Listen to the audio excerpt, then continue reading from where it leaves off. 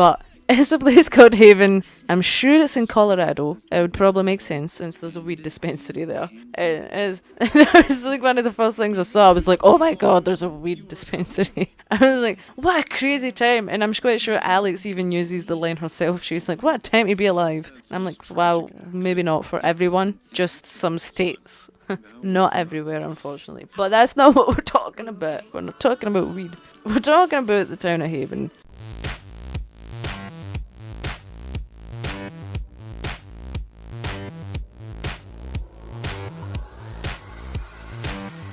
And hello there, troops. Today we're doing another review, and I kind of want to just tell you why I think Life is Strange True Colours is an absolute work of art. You might not agree, but if you watch this video, then I could at least potentially help change your mind to that. You don't need to, obviously, but here's my opinions. But first, I'd just like to tell you, or briefly go over the Life is Strange games. So, as far as I'm aware, the publisher is Square Enix of Life is Strange, and Life is Strange is one of the reasons why I absolutely love Square Enix. They also helped develop the game along with, is it Deck 9? I thought it was Don't Nod Studios, but apparently it was Deck 9. But it could have been both, I don't know. I don't do my research good enough. But, so that's who makes the game, who publishes the game, and let me just say that they've done absolutely amazing jobs with the first 3 games, but they wiped the floor with True Colours, in my opinion, anyway. So, Life is Strange, the first one, we had the story of Max Caulfield, and I feel like it's basically a game of her moving back to Arcadia Bay and finding her long lost friend, who she abandoned, or who she didn't abandon. True feelings are coming out already. But she didn't abandon Chloe. Her mum and dad moved and she was away, so obviously she had to go with them. But it's basically a story of Max coming back to Arcadia Bay, what's that called? Resparking that friendship with Chloe and trying to finding out why Rachel Amber went missing, I guess, is the main storyline to that. And then she has superpowers of controlling time. She can rewind time, which is obviously a fantastic power. Playing games after the first game was kind of weird because I was like, playing a Life is Strange game after the first game was kind of weird because I was like, where's my rewind power? I messed that up. But you can't do it, so it's only in the first game. But a really cool power to have, and it is a brilliant story. The first one blew me away. It had a lot of twists and turns towards the end of that, man. And then you have Before the Storm, where let's not forget that Max also kind of caused the apocalyptic event, but let's not go over that. We're just skimming. But Before the Storm is, as it suggests, Before the Storm in the first one, where it follows Chloe Price's story throughout it, and actually introduces you to Rachel Amber and how their relationship kind of grew a bit as well, like Chloe and Rachel's, and all the turmoil between Chloe and her family. And it was a really good game up until True Colours. Up until True Colours was out, Before the Storm was my favourite Life is Strange game, but that's been bumped down to second favourite now. Sorry, Before the Storm. And then we have Life is Strange 2, which takes place after the events of Arcadia Bay, but follows a family called the Diaz's. I think it's Sean and Daniel, the 2 brothers, the squad, you know. And that storyline is, again, it's a very serious storyline. This one, Daniel, the wee brother, has powers. I think it's like telekinesis, basically. He's a younger male Jean Grey. But that touched on really serious issues of racism and, well, poor... I think they were Mexican. They're getting judged by their skin colour. Obviously, it was... I haven't played it, but I've watched playthroughs of it. But it's really touches home for a lot of people, I can assume. And it was obviously, I'd say, I was going to say one of the more serious storylines, but Life is Strange, like, although they're packed with adolescence and broodiness, I'd also say that they do touch home on a lot of serious subjects. I mean, there's a lot of death in the games. There's the games have made me cry multiple times. So, and if you've played them, I'd like to hope you also cried, because then that would make me feel a bit better. But if you didn't, that's fine. But that's all the other Life is Strange's. And then we have been absolutely blessed with the power of Alex Chen, who is an extreme empath. Well, that is basically her power. So we're on to true colours. We're on to the reason I'm making this video, and the reason is Alex Chen. End of the video. Kidding. But this game focuses on. I should probably put a warning. I'm gonna put it here now, but if you have the older games are old now, so. But for the time being, there's gonna be spoilers. If you haven't played the games or watched them being played or whatever, and you care about spoilers, then maybe do not watch this video. But I will be doing a playthrough of it at some point, hopefully soon. So you can stick around for that, obviously. But there will be spoilers. So you have been warned. If you get something spoiled for you, don't come moaning at me, because I already done it. But basically, the story of True Colours is Alex Chen dealing with the loss of her brother and trying to solve. I was going to say try to solve how it happened, but we know how it happened, at least I do. But why it happened, like why did the events take place in the first place? I'll get into that more in the video so that it doesn't sound so vague right now. But as I've mentioned, Alex Chen is the main character for True Colours, and honestly, can I just mention that I think she's an absolute darling. Like, she's one of the best things to happen to the Life is Strange games, honestly. And as far as I'm aware, Alex Chen is voiced by a woman called Erica Mori. I hope that's how you pronounce it. And honestly, what an amazing job she done as Alex, man. Like, they all done amazing jobs in the previous Life is Strange. I mean, up until this point, up until this True Colours, man, like, I obsessed over Chloe Price because, in my opinion, she was one of the more relatable characters. For me, obviously. Like, I mean, my dad is still here, and I get along with my family really well.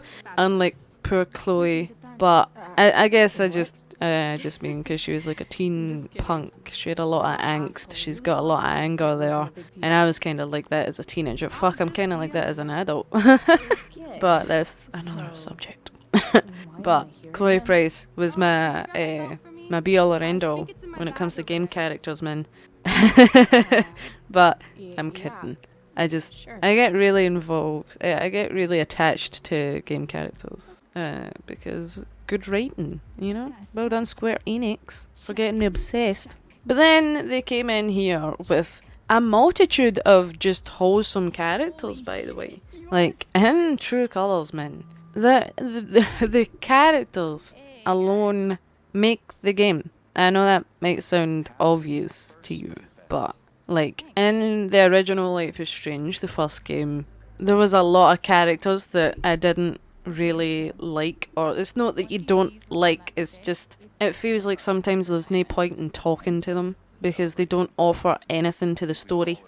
But yeah, they don't really offer anything to the story, and I feel bad saying that. Like, I'm not saying they're bad characters or they're badly written or anything. I'm just like talking to Dana or I can't even remember, Justin in the first game. They don't add anything to the storyline. They're just kind of wee snippets of information, and Max will be like, "Oh, poor Dana," like teenage angst. I guess it's fun when you're that age, but when you're this age, a lot of that is just when you're 25. A lot of that just feels pointless. But there's still some of that in True Colours, I guess, but maybe I wouldn't say as much because from my mathematics, Alex is at least 22 in this game. At least, or 21. So, for what I'm aware, this has been the oldest character you've played in a Life is Strange game. So she doesn't really exactly have that kind of angstiness about her. She doesn't have, well, she has a lot of emotions boiling in her, but that's because of the crazy glowy feelies. That's what she calls them. The colourful glowy feelies. But before the storm, you're even younger than in the first one. I think you're like, what, 15 at that point? I think you're playing like a 15-year-old Chloe. Might even be younger. Not too sure. Don't quote me. But, so that's full of even more teenage angst, considering Chloe's gone through a lot at that point, and she's trying to discover herself at this in Before the Storm. So there's a lot of emotions going on with her, but she obviously doesn't really deal with them very well.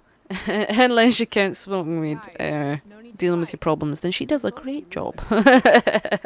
But in Life is Strange 2, I don't know, I heard a couple of people saying that maybe Sean's character wasn't the best. I didn't think he was that bad, but I never played it for myself. But I don't know if there's any like kind of pointless characters. But you know what? I've been talking about the other games for way too long, man. Let's go at it. Let's actually start talking about why Life is Strange True Colours is absolutely fucking amazing. But let's get on it, troops. So I've spoke about wholesome characters. That was the point I was making there. There are wholesome characters in the other games, but in this game, about 98% of the characters are just absolute darlings. There's obviously a couple of characters here and there that aren't great, but that's to be expected. Everyone can't be perfect. And we see a familiar face from Before the Storm, which I was so happy about because I always kind of wanted Chloe and Steph to get together, by the way. Just saying, I always kind of wanted that to happen. But Steph has returned. Steph, is it Gingrich? I could never pronounce her name. But Steph, the one with the hats, who I relate to the most these days. Because of beanies. But she's back. She's made a return for True Colours, and I was so happy to see her in the trailer. I was really hoping we'd get to see Mary Steph, and here we are, seeing more of her, and getting played by a woman called Katie Bentz, who I think done an absolutely amazing job with it. She, like, obviously in Before the Storm, Steph is a bit younger. She's a teenager in high school, or whatever you want to call that school in America.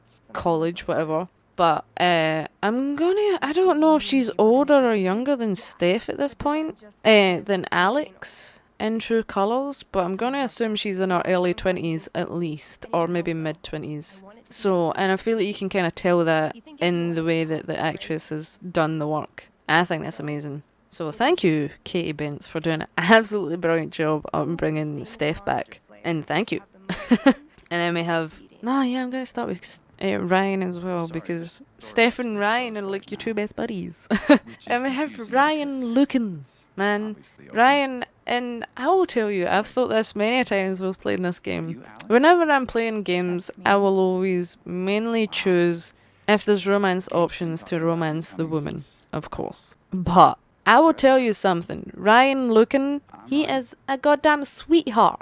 Like, he's just so precious. I feel like he always looks at you with them mad puppy dog eyes. Square Enix got that done. And was it Eric Emery who voices Ryan and done, I'm gonna assume, the motion capture for him?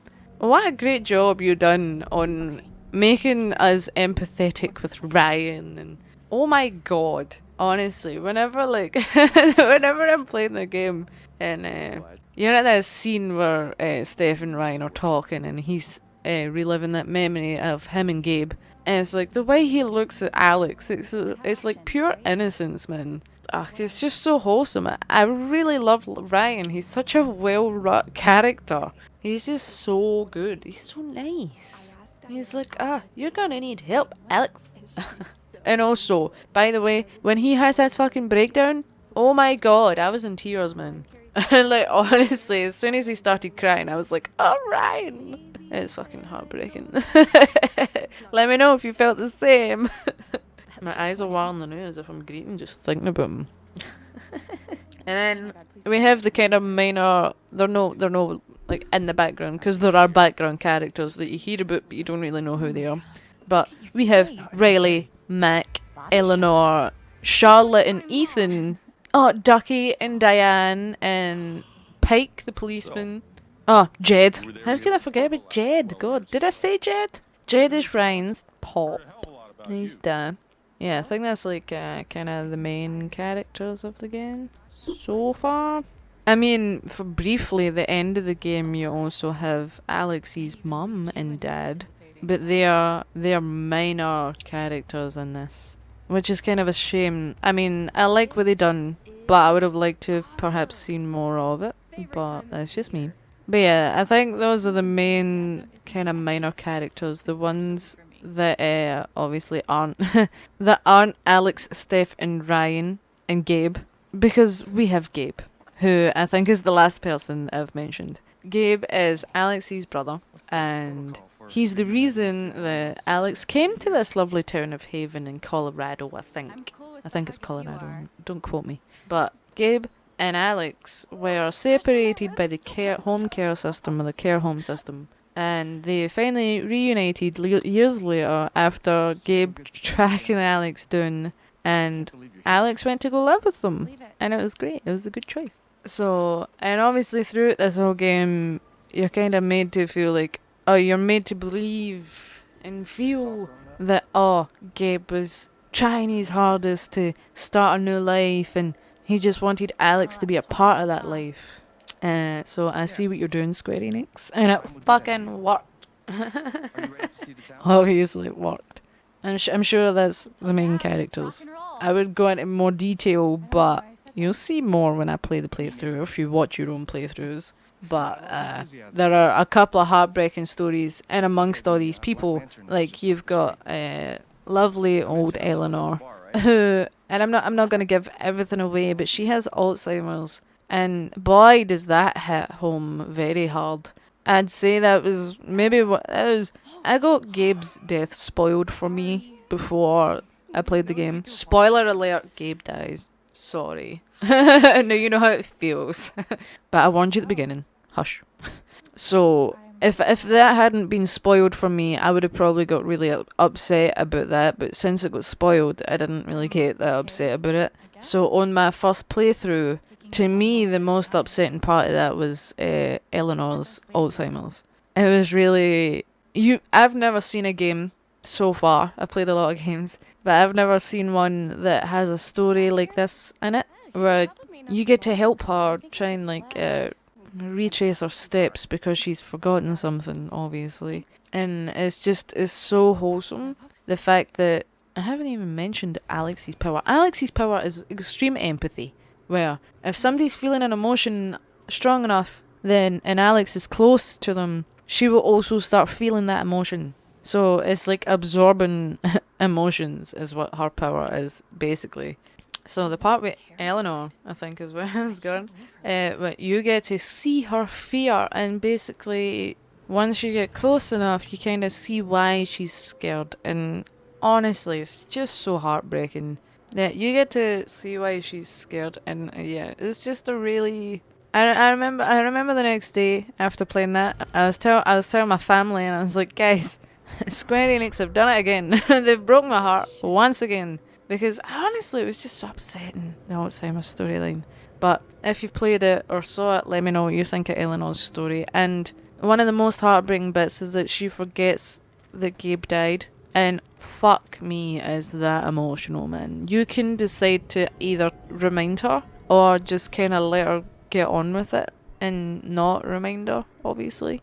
I've never picked a not reminder because I feel like it would just be even worse if she found out later in the game. Or something, you know. I would want to be told if it was me, but it's heartbreaking. So, there's a lot of things in the game that really touch base, you know. There's awkward love stories, there's awkward flirting, there's Alex not feeling like she fits in, but then there's everybody trying to make her feel like she fits in, you know. And it's really wholesome. This has, although it has its moments, it's been one of the most wholesome games I've ever played. Like, I've cried. It was an emotional roller coaster, but it was so bloody wholesome. It's unbelievable. But and then you've got people like Mac and Charlotte and Pike, who throughout the game, Charlotte was Gabe's girlfriend, along with and Ethan's mum. So Gabe was kind of like a father figure to little Ethan, and they'd been together for a few years, and through the game you can help Charlotte deal with her anger, because she ends up being the angry kind of mourning person. And so does little Ethan. Ugh, I feel so bad for that wee boy, man. Like, that's what I mean, the writing was so good. in this game that I genuinely felt so bad for Ethan after Gabe died. Because technically speaking, it was kind of Ethan's fault that Gabe died. Not gonna spoil it, but it's kind of his fault. But at the same time, it's not really. But it kind of was. I cannot. But the point is that Ethan blames himself for it anyway, even though it wasn't 100% him. But so there is that storyline of trying to help cheer up this wee boy because he basically lost a dad, and his mum gets angry at him because she also kind of blames him for it. Well, she blames everybody for it, but it's just really, it pulls on the heartstrings, that whole storyline, you know. But then we have Steph, who comes in and organises a LARP. Yeah. Now, for those of you who don't know, like I didn't back in the day, a LARP is a live-action roleplay. It's basically like playing Dungeons and Dragons or like any kind of game like that, but real life. It's like they war reenactments but fantasy. And I think if you would have played it in the game, man, it was so fun. I thought it was brilliant. But Steph and Ryan and Alex all organised this LARP. It was mainly Steph's idea, but we helped, obviously, just to help cheer Ethan up. And we actually got to play it. And it was one of my favourite parts of the game. Honestly, it was so good. Again, wholesomeness. It's just really fun to play. But I'm moving away from characters and LARPing. No, I'm gonna assume you probably all know that most of the Life or all the Life is Strange games, in one way or another, have you be able to make a romance option. And well, actually, the first one didn't really have that. You got the option to kiss Chloe or kiss. Was it Graham? Can't remember his name. Was his second name Graham? That guy. That one guy.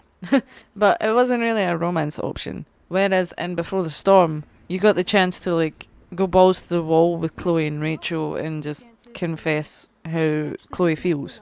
And the second one, you had options to go for, was it Cassidy or Finn, I think his name was? I don't know, but you got an option, and it was really good that they also put a gay option in there. Well, obviously, in Before the Storm, they were being gay. But that's what I also love about Square Enix and the Life is Strange franchises, is that they're very open to the LGBT world. And I think that's brilliant. And then in Life is Strange, it was so cute because they even have there's like a wee gay couple in the forest having a picnic and all that, and one of them is a writer, and it's just so cute overhearing their story. But in this game, again, you get a choice. You can go with Steph or you can go with Ryan. As I said, I always pick Steph, but I have saw the Ryan romance and it's wholesome. But I mean, you probably can miss the mood if you want. I mean, there are things that trigger the romance, so I can assume there's probably something. There's things you can leave out to just patch that all together if you're not interested in that side of the game, which is obviously absolutely fine. I'm just a big loser that loves that love story sometimes. I'm in it for the gossip, man. And the heart feelies. But let's talk about the true baddie of the game. The real bad guys. Typhon. Now, this part, I've seen a few people mention that because of this, it got too political, like the game. And I don't agree with that at all whatsoever. But so let me know what you think in the comments. Typhon are basically the company that run Haven. They run the mines. Like, Haven is a mining mountain place, village, town, whatever you want to call it. It's a good place for mining. And Typhon run the mines now, and now instead of like going in with pickaxes, they blow part of the mountain up. I've never heard of that kind of mining, but they do that. And it was because of those blasts that Gabe died. So the whole storyline is Alex trying to find out why that blast still happened, because Gabe warned them that there was a wind lost in the forests, so to postpone that blast for the night. And they apparently said they would, but I know that was Mac's shift. So that's where Mac comes in, and that's where his character development comes in, because we just see him as being an angry ball of rage at the start of the game, but then we see what's really happening behind the scenes with Mac, and then character growth. But, so the aim of the game is Alex tracking down Typhon and trying to basically get justice for her brother's death. And I wouldn't say that's political at all. Things like that happen, man. Like, companies think they own everything so they can get away with everything. There's obviously more to the story than just, oh, there was a blast that killed Gabe. There's a mystery there.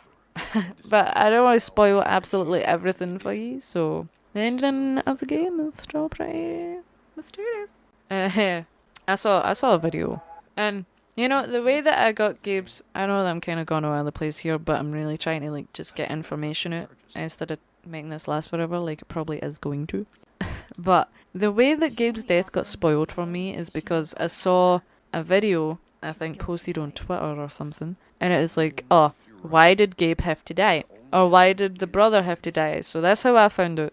But when it comes down to it, he did have to die for the story, because you see him again later in the game, and I feel like at that point he's like her guardian angel kinda, or that kind of figure guiding her back. Oh, that's my interpretation of it, of like the strange events that happen once a certain someone shoots a certain someone. And you get the flashbacks. But I know it was really sad, and I feel like every time I play the game, Gabe's death gets sadder and sadder. But it did have to happen, because you had to have that conflict between Alex and Typhon, or the whole town in Typhon. You had to have that story build up, and then after Gabe's death, you had to have people being like, oh, he was such a good guy, and you only got to spend one day with him, so it just makes you really appreciate, I guess, life. I don't know. I might be looking too much into that, but I guess maybe that's the message you might be trying to get across there, is that life is short. Life is strange. What? You know? It might not be. They might be trying to get... maybe one of the other messages is that you should be nice to each other, because Alex... Well, you do get the option to leave people and not try and help them, but I always try and help all of the characters in the game. Like Ducky, when he's upset about his wife, or his wife is dead, he gets upset about it. Every spring festival, there's a spring festival, by the way, it's great fun. You get to bob for, you don't get to bob for apples, but you get to give your love a rose. But you get to help Ducky, you get to help Eleanor, you get to help Charlotte with her anger, Pike with his fear of Typhon, the policeman of the town, Pike, I think his name's Jason or something. He plays a big role in potentially helping you at the end. If you do things right, he will help you instead of standing against you, I assume, or instead of being too scared. But there's a lot of options to help people, and because Alex has this like super empathy, she obviously can tell what people are feeling, unlike others. And like Gabe tells her, and Ryan at some point, that she can change the world with that. She can make the world, even if it is just slightly, but a slightly better place. And I think maybe that is the overall message that Square Enix and Deck 9 were trying to get across. Not the fact that, oh, there's a bigger company behind everything. The man! Like Typhon represents the man or something. I don't know. I just don't think that's the message they're trying to get across. But maybe it is. And I'm the dumb one. Who knows? Nobody's dumb here. It's just, you interpret the game as you want. But I've rambled on a lot. So let me tell you why I think this game is worth buying. Or what sets this game apart from the other three games, from Life is Strange Before the Storm, and Life is Strange 2. What makes Life is Strange True Colours? I've said that sentence so many times. What makes it better?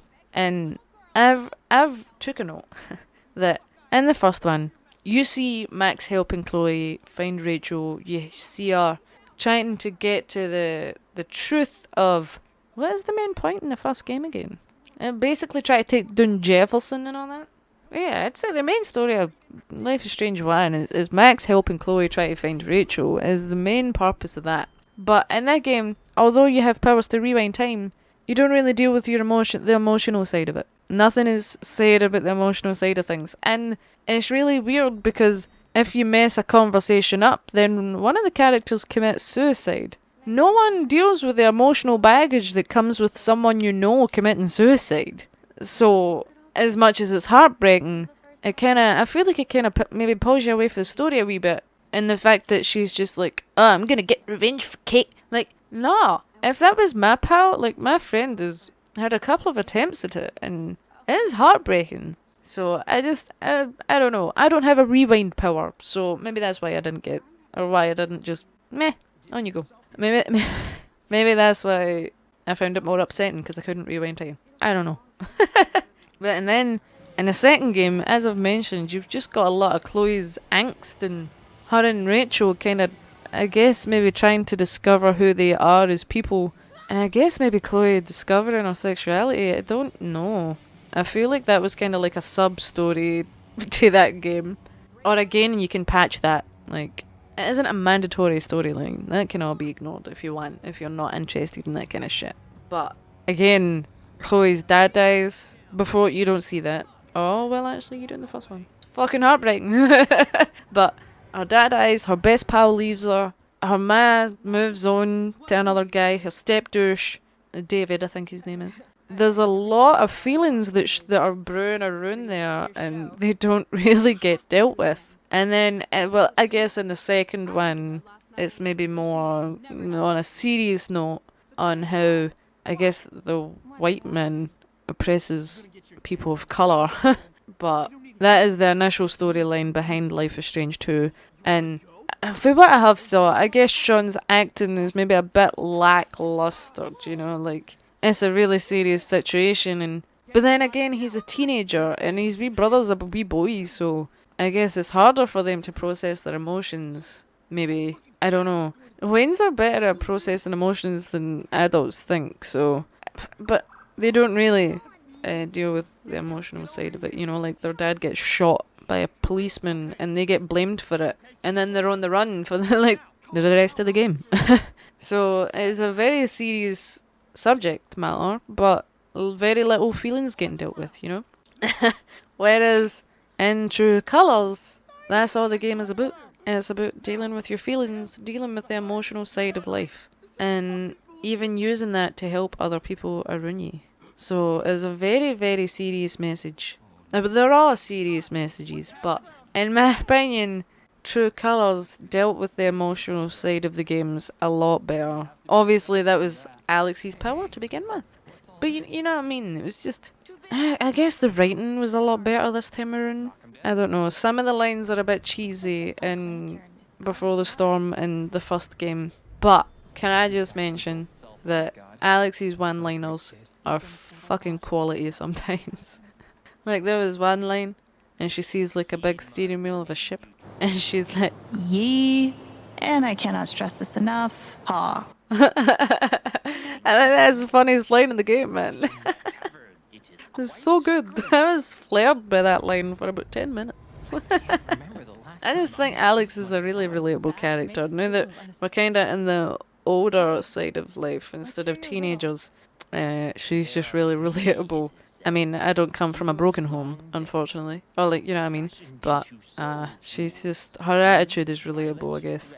But, I mean, I feel like I've touched base on a lot here. There's probably more things for me to mention, but I forget a lot. I have spoke about a lot that I wanted to talk about.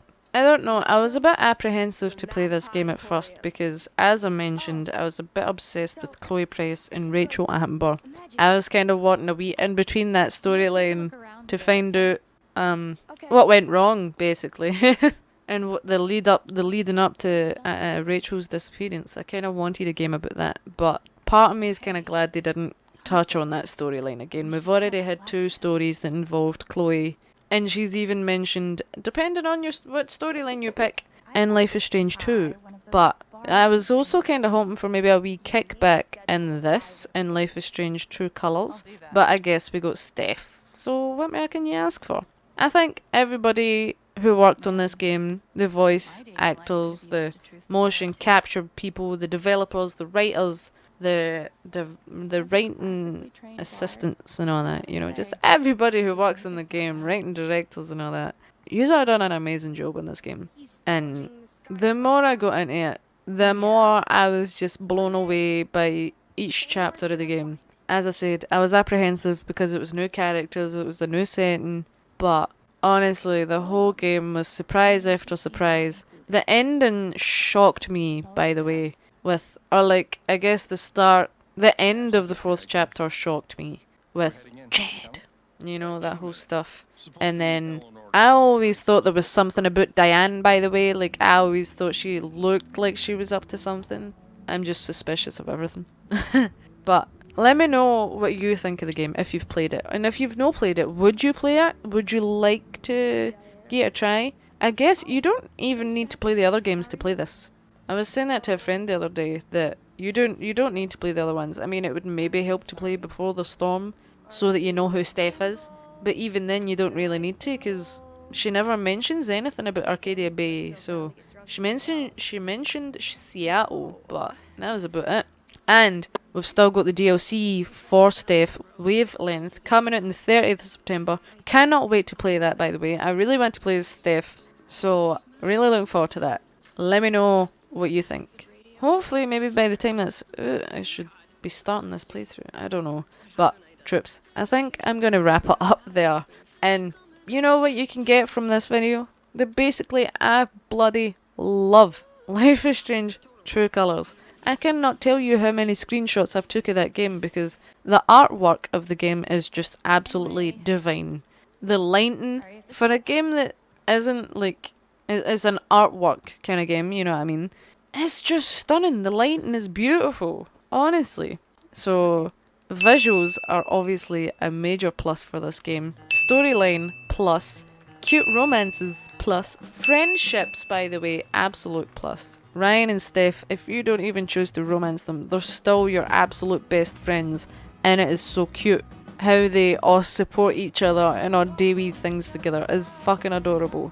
So, if you want my opinion on the game, which you probably don't really care, but I do, and that's the whole point of this video, I'm gonna give it a solid 9 out of 10. And I'm only doing that because it can only become a 10 out of 10 with the DLC, right? It can't get any worse. I don't think. It can only get better. So, 9 out of 10 for me for thumbs. And I highly recommend it. Again, you don't even need to play the other games to play this. I would recommend playing the other games. I've been meaning to play Life is Strange 2 since it came out. I've bought it and everything. I just haven't played it. So, that's me done, I guess. I'm sorry that I rambled on a lot about just random stuff. But that's me, I'm a rambler. That's just what I do. That's my superpower. Talking shite. But, overall opinion, absolutely amazing game. Might be my favourite in the franchise now. Sorry, Before the Storm. But, I don't know, maybe I'll go play through all of them and then decide from there. But, hopefully soon, Life is Strange will be on the channel. Actually, Life is Strange 1 and Before the Storm are getting remastered. They're going to be out in early 2022, I think.